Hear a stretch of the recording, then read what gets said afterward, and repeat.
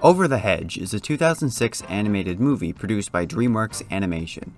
It follows the adventures of a group of forest animals dealing with the approach of human civilization into their forest home. It stars Bruce Willis as RJ, a crafty raccoon who tricks the main group into finding food for them, Gary Shandling as Vern, the group's cautious turtle leader, and Steve Carell as Hammy, a hyperactive squirrel as they...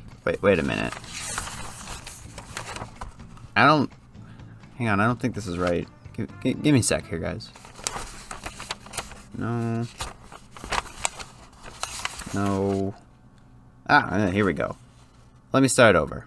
Over the Garden Wall is a 2013 miniseries that aired on Cartoon Network. It's really good, and I decided to rewatch it this year to get into the Halloween spirit. I love Halloween. It's my favorite holiday by far. I love Christmas, but there's something special about Halloween. I just really like it. I don't even know how to explain myself. I love the decor, the atmosphere, the spooks, the vibes, the costumes. It's all so great. It's the best holiday. But back to the topic at hand. I love this show.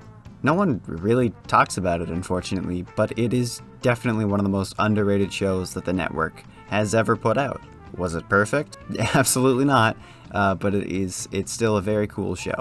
But what makes it so good? Well, let's talk about it, and I'll do my very best to not just say, it's good, over and over again like I have in some previous videos. Also, full spoilers ahead if you haven't seen it, but it's also 8 years old, so I shouldn't have to say that. Also, the whole thing is like an hour and a half, so I think you can spare that time to watch it.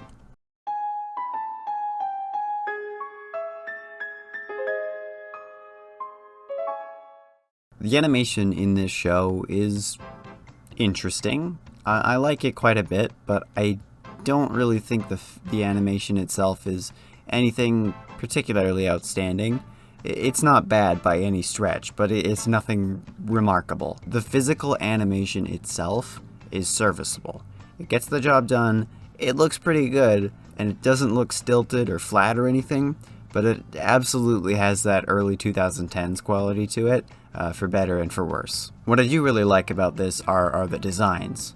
There's a lot of really standout designs for a lot of the characters, and especially the monsters. Thankfully, this show does not fall into the trap of the generic CalArts art style that was very common at the time. I really don't think that CalArt style is bad. It actually looks really good on certain things, but it feels very samey when all of the most popular shows do it. Over the Garden Wall doesn't have this problem. Most of the designs are fairly simple, but I like them. The monster designs are also really cool. There's some genuinely unsettling monsters in this show. I especially love the Beast's design, that he's just this looming presence in the darkness, always watching where all you can see are his eyes and just a vague outline. He's cool, but we'll come back to him. Don't you worry about that.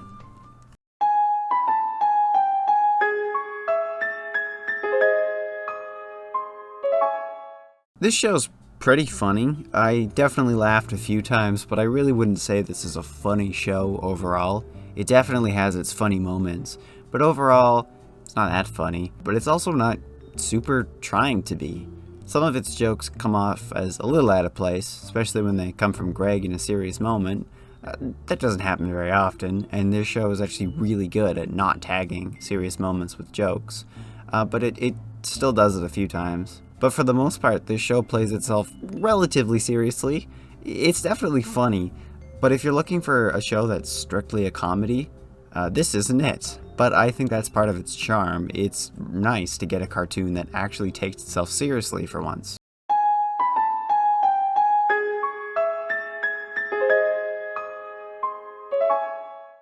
The voice acting in this show is so much better than it has any right to be.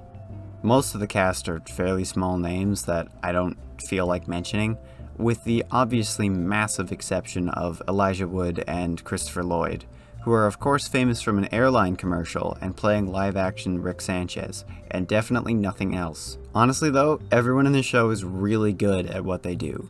It's hard to explain why voice acting is good without just playing clips of the show, which I don't really want to do, so you'll just have to trust me on this one. I would like to note, however, that I love the Beast's voice. I could listen to him for hours. We're still coming back to him, but man, his voice is so cool. There has to be another way. No, There is only me. There is only my way. There is only the forest, and there is only surrender.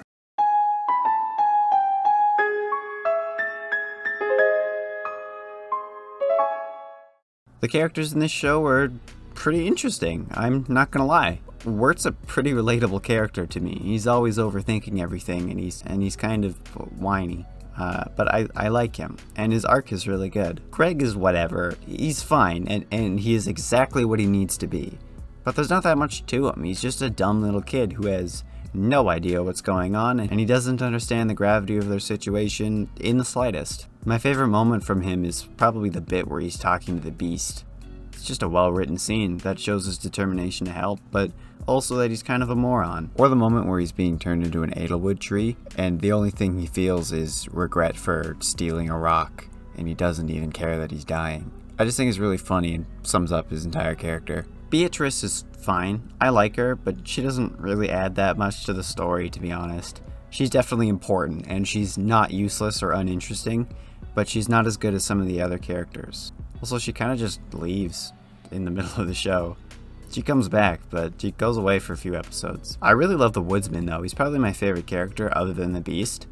I mean, he's cool, and his motivation with the lantern and his desperation to keep it lit, it's good. It's good writing. I don't have to explain that. Alright, let's talk about the Beast now.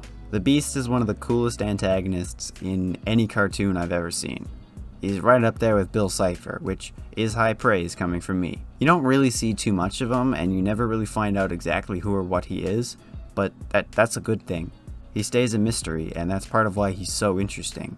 He manipulated the Woodsman for years, maybe decades, into keeping the lantern lit. We don't find out exactly how, but the Woodsman is absolutely terrified of him. Not just the Woodsman either, all the townsfolk are terrified of him. We never get to see him fully unleash his power. We only get little snippets, but he's clearly capable of a lot. And yet, in the one frame that we actually see of him, he's weak. He recoils at the light and looks pretty skinny and frail. So maybe he isn't that powerful, and maybe it's all a facade. Look, I think he's cool, okay? Admittedly, I'm pretty easy to please, but he's cool. And I like that he's a mystery, and that just keeps him really interesting. I don't have to explain myself.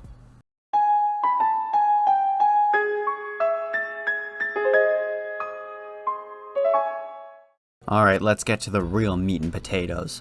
The plot in this show is one of the most creative and interesting things I have ever seen in a cartoon like this. It's fairly simple on a surface level, but it's how it's presented to us that I love. It's so engaging, and they have so many creative ideas here. Like the town of pumpkin people who turns out to be skeletons, the Woodsman's whole motivation, the turtle lady with the lady who turns into a horrifying monster, the weird townsfolk, Adelaide, the frogs. There's a lot of really good ideas here.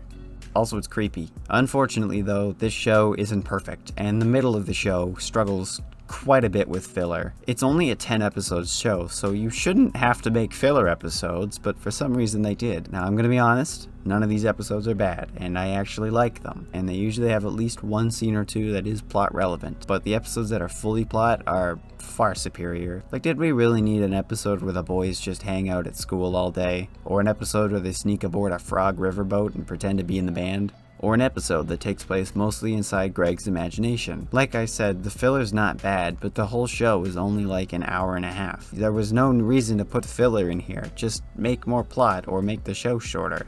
But that doesn't stop the plot from being really good, and the reveal that, oh, they've been dead this entire time, and this is purgatory, or hell, depending on how you look at it, it floors me. It's so good, and you don't really put the pieces together until the episode where it's revealed that, oh, they were hit by a train and fucking died. The pieces all fit together, but you didn't see it coming. It's a good twist. It's hard to explain why without seeing the show, and I know I've said that a lot, but it's true. But I don't have the writing skills to explain why. You're just gonna have to trust me. Well, I think that about wraps this up. Overall, I think this is an incredibly solid series that is perfect to watch around Halloween. And let's hope I get this video out for Halloween. It is less than a week from Halloween when I'm recording this, so hopefully I get it done on time. But if you haven't seen this show, go watch it. It's not very long, it's decently funny, it's creepy, it's cool, and most importantly, it's incredibly unique. It's just a good ass show all around. But I think that does it for this video. Sorry if this seemed a little rushed. I was busy with school, and then I rushed the video, so hopefully this comes out on time. But I will see you all in the next video. Bye bye, like and subscribe.